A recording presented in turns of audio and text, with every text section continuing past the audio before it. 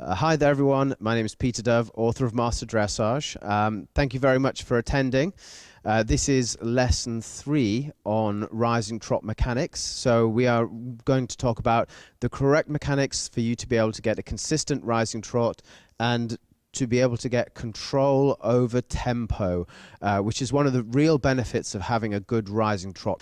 Okay, so the idea of having the thigh out in front of you like a buffer is, and reaching into the thigh, is to help you avoid this happening in downward transitions, or if you've got a horse that might want to pull you, or if you just tend to tip forwards in front of the thigh. The idea of having the thighs out in front really helps.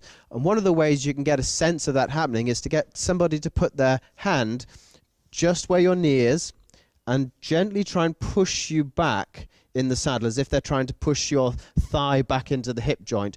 And you want to get a feeling that you're trying to reach through here down towards the knee and resist my push forwards. And then when I let go, you're to maintain that same push even though I'm not pushing back at you.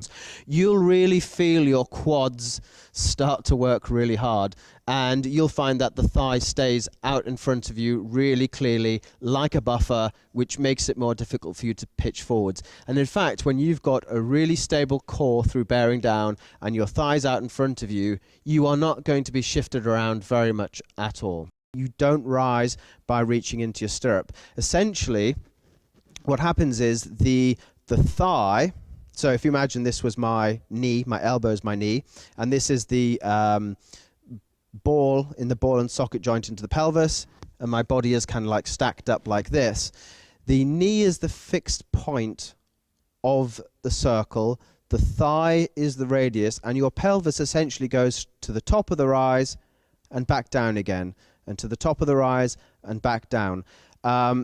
And the other thing that's important to realize is what happens is on the sit phase, your upper body, which is this arm, is inclined very, very slightly forwards on the sit. So when you get to the top of the rise, your body becomes upright. When you get to the bottom, there's a slight incline.